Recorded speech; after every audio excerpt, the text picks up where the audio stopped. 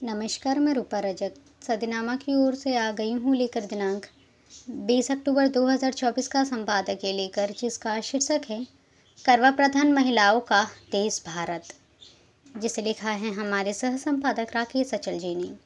आज का हमारा विषय करवा को लेकर है, करवा चौथ। सभी जानते हैं 20 अक्टूबर को करवा चौथ है।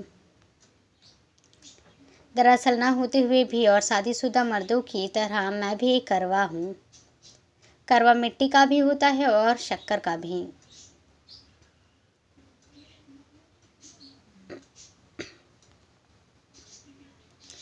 बहरहाल बात करवा और उससे जुड़ी चौथ की हो रही है।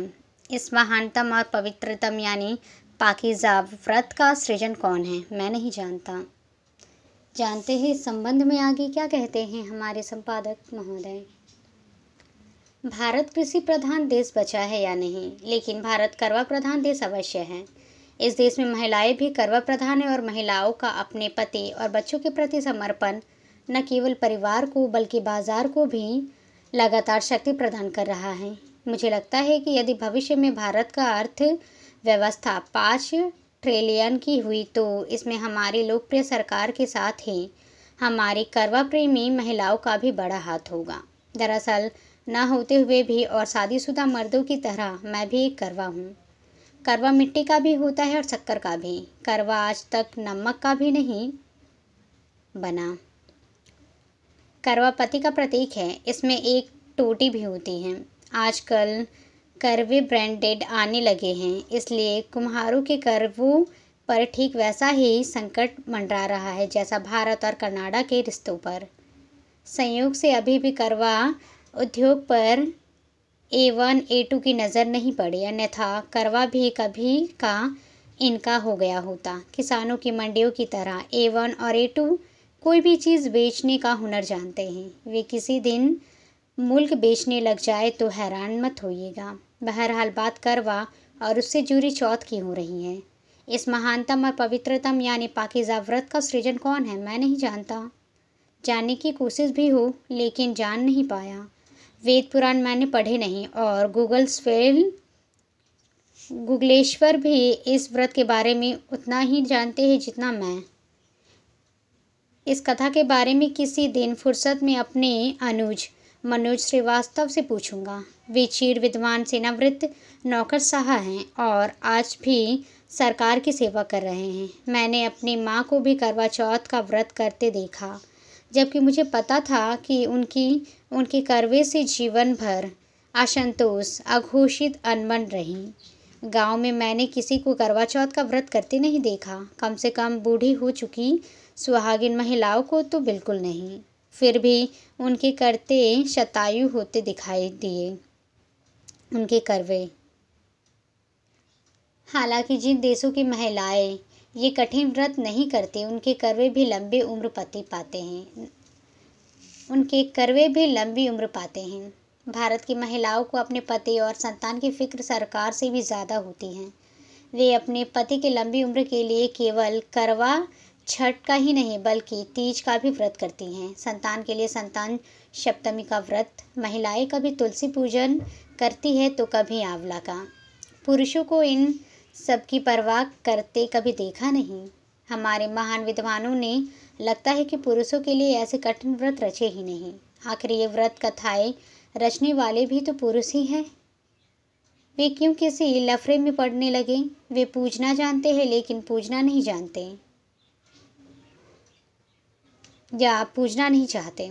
देश में मेरे जन्म से पहले टीवी नहीं आया था और मेरे युवा होने तक टीवी की भी पहुंच भी कम थी और वे रंगीन भी नहीं था, इसलिए करवा चौथ व्रत पर भी इसका कोई असर नहीं हुआ था। किंतु जब से टीवी की पहुंच सैटेलाइट के जरिए टीवी सेट्स से भी आगे मोबाइल के जरिए दूरसंचार दूर दूर तक पहुंचती हैं, तब से करवा चौथ व्रत भी रंगीन ही नहीं बल्कि संगीन हो गया।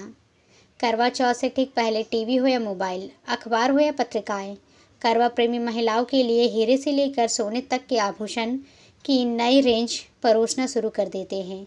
साड़ी लेने वाले साड़ियाँ, घड़ियों वाले घड़ियों लेकर ऐसे ललचाते कि बेचारे करवे का बजट ही बिगड़ जाता।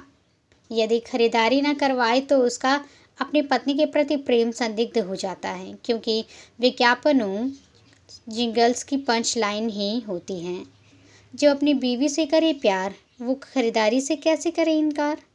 ना खरीदो तो आफत और खरीदो तो डबल आफत। पिछले कुछ वर्षों से मैं देख पा रहा हूँ कि अब करवा चौथ पर सजने सजाने की भी स्पर्धा शुरू हो गई। फेशियल से लेकर मेहंदी तक, शादियों से लेकर गहनों तक ये सजावट प्रतियोगिता चल रही है। सरकार भले ही नौजवानों और नौजवानियों को रोजगार ना दे पा रही हो, लेकिन इस करवा छठ व्रत ने सरकार का काम कर दिखाया। कभी कभी शक होता है कि इस सब के पीछे बाजार के हाथ ही तो नहीं, अपनी सरकार भी तो नहीं खड़ी। समय के साथ करवा चौथ हो या तीज या बिहार वाली छठ पूजा, सभी का चरित्र तेजी से बदलता है। अब देश के अनेक हिस्सों में पत्नी प्रेमी पुरुष, खासकर नौजवान जिन्होंने प्रेम विवाह किया होता है, वे अपनी पत्नियों के त्याग को देखकर करवा छठ के दिन खुद बहुत ही निर्जला व्रत रखते हैं। ये काम हालांकि शर्मा शर्मी और बेशर्मी के चलते शुरू हुआ है, लेकिन हुआ तो है। हम इस शुरुआत का स्वागत करते हैं। हमारे भीतर तो अपनी पत्नी जितनी कुवत नहीं है पूरे दिन निर्जला कर सके, इसलिए हमने कभी ये व्रत नहीं किया। उल्टे अपनी करवी से ही सुबह की चाय बनवाकर पी। चाय कोई आमरूल बुंदेली में अमृत की जर नहीं है, लेकिन इसकी लत देश के बहुसंख्यक करवों और करवियों को भी है। आजकल तो बच्चे भी चाय के शौकीन हो गए। मैं महिलाओं यानी करवियों के इन तमाम व्रतों को देश की सबसे बड़ी अदालत में चुनौती देना चाहता हूँ। मेरा मानना है कि ये असंवैधानिक है। इनका हमारे संविधान में कहीं कोई जिक्र नहीं। महिलाएं, इसलिए इन पर महिलाओं के हित में रोक लगाई जाए। दरअसल हाल ही में हमारी न्याय की देवी के हाथ से तलवार हटकर संविधान के प्रति पकड़ाई गई हैं। इसलिए मुझे लगता है कि अदालत इस नए विषय पर मेरी याचिका ग्रहण करे, सरकार को नोटिस दे सकती है।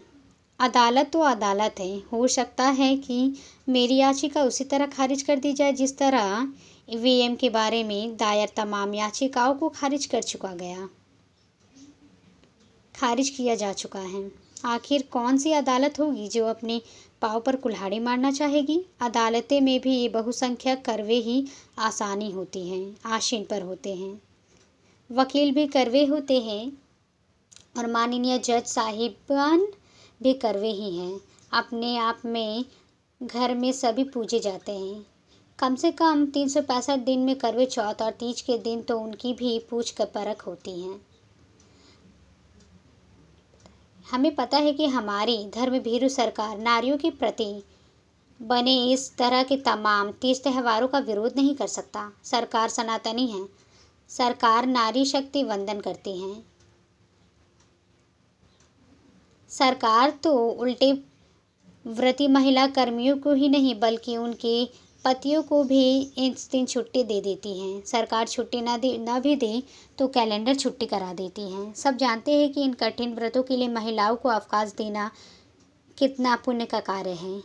मानवाधिकारों का इन व्रतों से कुछ लेना देना नहीं है। भले ही शरीर में पानी की कमी से व्रती महिलाओं के प्राणों को कोई संकट ही पैदा क्यों ना हो जाए। हमने तो छठ पूजा और करवा चौथ छठ पर श्रीमती रेवड़ी देवी को ही नहीं बल्कि हमारी पूर्व विदेश मंत्री सुषमा स्वराज को भी व्रत करते और नक्शेक सजते संवरते देखा। पतियों की लंबी उम्र के लिए व्रत रखने वाले विदुषियों के प्रति मेरी पूरी सहानुभूति है। मैं समस्त सुहागिनों का सम्मान भी करता हूँ। मैं उनका भी आभारी हूँ जिन ज्वेलर्स और पार्लर्स वालों ने करवा चौथ व्रतधारी महिलाओं के लिए मुफ्त में मेहंदी, श्रृंगार और चाय नाश्ता की व्यवस्था की है। कम से कम करवों का कुछ तो पैसा बचा। मेरे उन करवों के प्रति भी हार्दिक सहानुभूति है जो करवा चौथ के दिन या इसकी पूर्व संध्या पर हज़ारों रुपए से कटे। मैं अपनी महिला पाठकों से भी विनम्रतापूर्वक अग्रिम क्षमा याचना करना चाहता हूँ और निवेदन करता हूँ कि वे मेरे विचारों को लेकर उत्तेजित ना हों। आखिर मैं भी तो किसी का करवा हूँ। तो ये था दोस्तों हमारा आज का संपादकीय। कल फिर लौटेंगे एक नए विषय, एक नए संपादकीय के साथ। तब तक के लिए नमस्कार।